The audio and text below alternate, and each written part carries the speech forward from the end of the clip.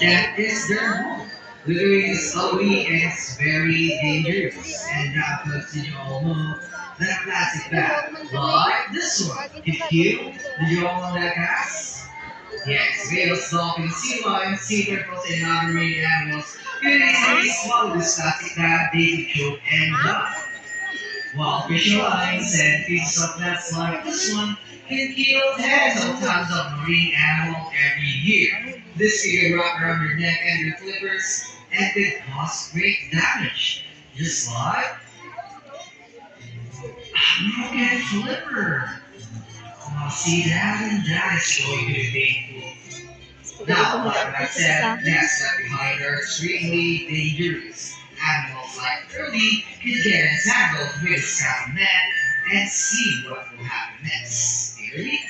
Show us, please. Okay. Now, after some you do it properly. Okay, now after getting entangled slowly. See that three drowns.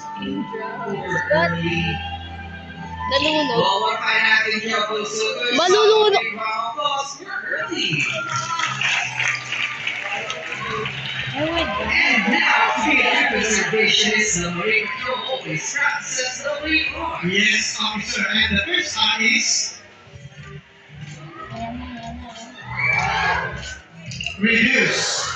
Reduce the amount of trash you weigh by buying items into larger sizes. Did you all know, folks, that these four small boxes here are equal to a big one? So better buy a bigger one first. Okay, go it again. Show them the second arm.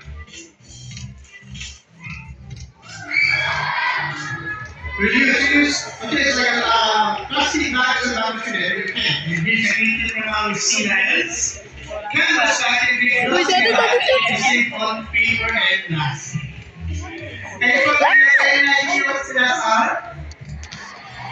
What's that? Recycle. Let's see if you're right.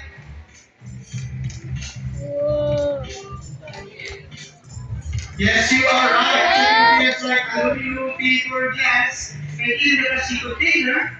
Just like this one, then going to show you how. Can you show me? It's a plastic container on the water. Are you going to do this?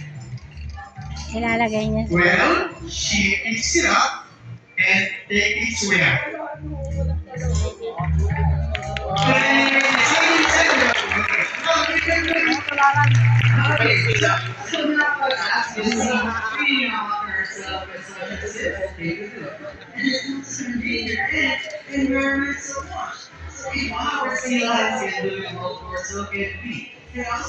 Yes, officer. I think you would like to say something, officer. So why don't we do it together? Sure. Okay, now let's speak up. Speak up. Louis, are you ready? No, speak up.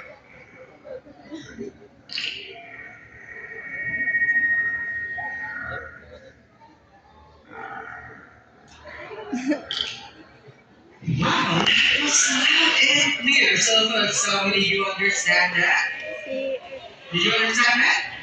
si Ernie lang No, sila. of course, we don't have to worry because No, may Officer Val understands sea lion language. Yes, I love what Chloe and Ellie said is, let's meet every day, every day. So, right, Chloe? Yes.